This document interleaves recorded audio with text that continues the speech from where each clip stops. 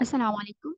Dear student, in today's lecture, we will discuss about different disciplines which are related to bioinformatics, and this is the fifth lecture by bioinformatics and different disciplines and different subjects that are related to bioinformatics. We will discuss in today's lecture. So let's start the lecture.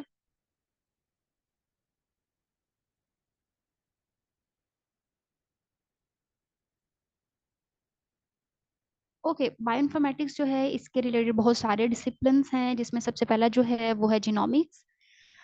Genomic एक ऐसा discipline है जिसमें हमने genome को discuss करना होता है, ठीक है। और आपको पता है जीनोम क्या होता है? Let me draw a picture here.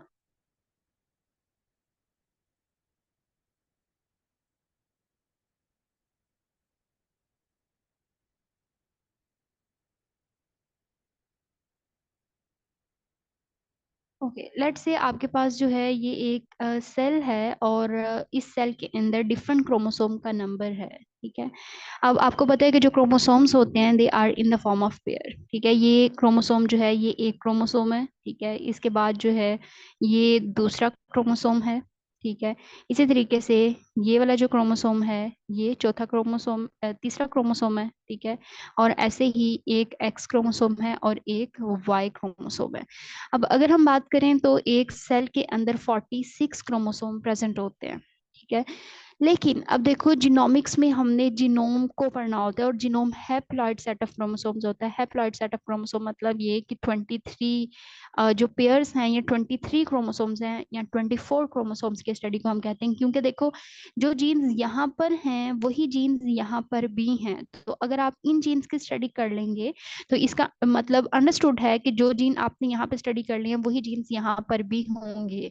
तो इसका मतलब है कि इसको स्टडी करने की जरूरत नहीं होगी, इस पे टाइम इन्वेस्ट करने की जरूरत नहीं है, क्योंकि आपने इन जीन्स को फाइंड कर लिया है, इनके सीक्वेंस को फाइंड कर लिया है, इसकी पोजीशन को फाइंड कर लिया है।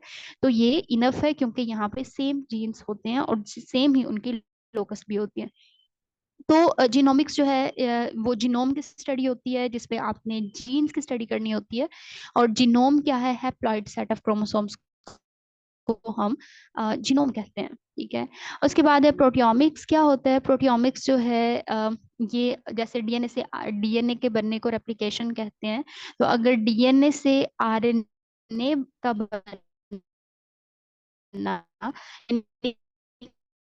कि ट्रांसक्रिप्टोमिक्स है, यानी कि ट्रांसलेशन। ऊपर हमने पढ़ा डीएनए से डीएनए बन रहा है, फिर हमने ट्रांसक्रिप्टोमिक्स में पढ़ा कि डीएनए से आरएनए कैसे बनता है, और आरएनए की स्टडी को हम ट्रांसक्रिप्शन कहते हैं। और आपको पता होना चाहिए कि जो डीएनए है उसके दो स्ट्रैंड होते हैं, लेकिन कभी भी दोनों स्ट्रैंड आरएनए नहीं बनाते, because RNA is a single strand, ठीक है। और आरएनए में जो डीएनए का एक स्ट्रैंड है वही डिसाइड करता है कि कौन से वाला जो है वो आरएनए बनाएगा। लेट्स से अगर आपके पास ये दो डीएनए के स्ट्रैंड्स हैं, ठीक है। अब जाहिर सी बात है यहाँ में इसमें से या तो ये वाला पार्ट आरएनए बनाएगा, या फिर ये वाला पार्ट जो है वो आरएनए बनाएगा। लेकिन कोई भी एक बना सकता है, स्पेसिफिक नहीं है कि हमेशा यही आरएनए बनाएगा या फिर यही आरएनए बनाएगा। लेट्स से अगर ये वाला स्ट्रैंड जो है ये आरएनए बनाता है, तो इस स्ट्रैंड को हम टेम्पलेट स्ट्रैंड कहेंगे, और ये वाला जो स्ट्रैंड है इसको हम नॉन टेम्पलेट स्ट्रैंड कहेंगे। इसका एक और नाम है, इसको हम नॉन कोडिंग स्ट्रैंड कहेंगे, और इसको हम कोडिंग स्ट्रैंड कहेंगे। इसको हम सेंस स्ट्रैंड कहेंगे, और इसको हम नॉन सेंस स्ट्रैंड कहेंगे। और यहाँ से जो आपका आरएनए है वो बन जाएगा। तो ये जो एमआरएनए का बनना है, इसके बनने के प्रोसेस को ही हम ट्रांसक्रिप्टोमिक्स में स्टडी करते हैं।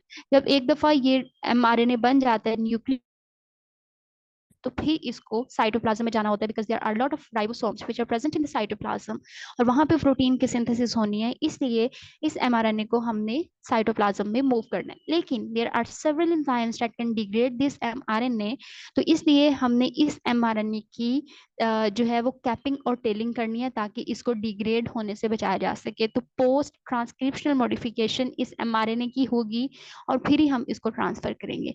तो इस एमआरएनए के बनने के प्रोसेस को हम क्या कहते हैं? इसको हम कहेंगे ट्रांसक्रिप्टोमिक्स। उसके बाद जब ये mRNA बन जाता है तो इससे ये साइटोप्लाज्म में चला जाएगा और यहाँ से प्रोटीन बनेगी, यानी कि इसका एक्सप्रेशन होगा। ठीक है, प्रोटीन बनेगी, वो प्रोटीन स्ट्रक्चरल भी हो सकती है, वो फंक्शनल भी हो सकती है, वो प्रोटीन इंजाइम की फॉर्म में भी हो सकती है। तो डिफरेंट प्रोटीन का बनना, इस प्रोसेस को हम प्रोटियोमिक्स कहते हैं। प्रोटियोमिक्स में हमने स्ट्रक्चरल उसकी अरेंजमेंट्स देखनी होती है, क्या ये प्राइमरी प्रोटीन है, क्या ये सेकेंडरी प्रोटीन है, क्या ये टर्शियरी प्रोटीन है, या फिर ये क्वाटरनरी प्रोटीन है। प्रोटीन की फोल्ड हमने डिस्कस करने होते हैं, प्रोटीन की अलाइनमेंट्स को हमने डिस्कस करना होता है। ठीक है, उसके बाद मेटाबोलॉमिक्स जो है ये एक ऐसा डिसिप्लिन है जिसमें हमने मेटाबोलाइट्स की स्टडी करनी होती है, क्योंकि देखो एक प्रोटीन बन गई है, उसके बाद वो डिफरेंट मेटाबॉलिक रिएक्शंस में इन्वॉल्व हो जाएगी। तो मेटाबोलाइट्स और मेटाबॉलिक रिएक्शंस की स्टडी को हम मेटाबोलॉमिक्स कहते हैं। Then it is pharmacogenomics and pharmacogenetics. Pharmacogenomics का मतलब है कि किस तरीके से जो भी आप ड्रग लेते हो, कोई भी आप मेडिसिन ले रहे हो, तो वो मेडिसिन आपके जीनोम के ऊपर जाके क्या अफेक्ट करती है, आपके बॉडी के ऊपर क्या इफेक्ट करती है, इसको हम फार्माकोजिनोमिक्स कहते हैं।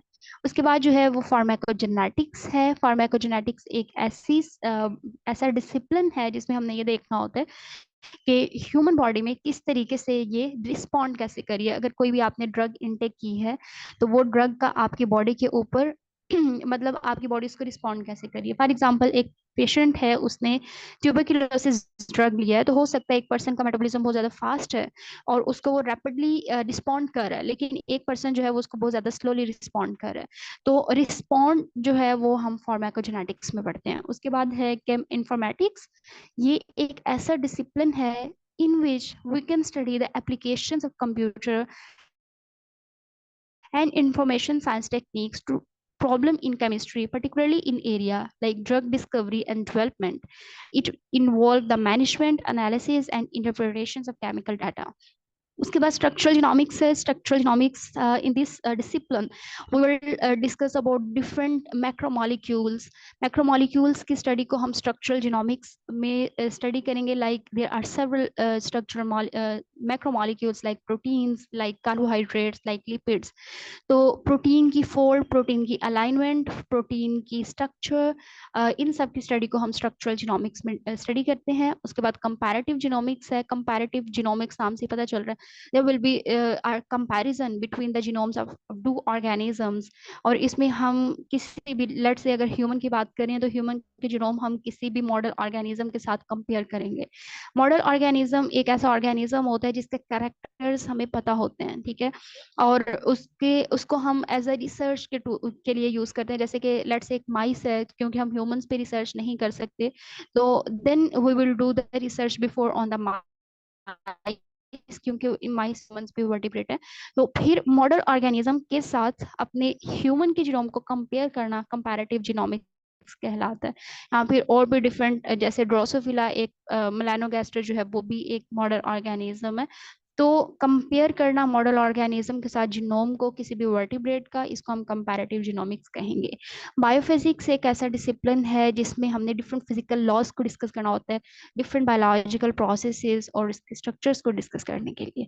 That's all about disciplines which are related to bioinformatics.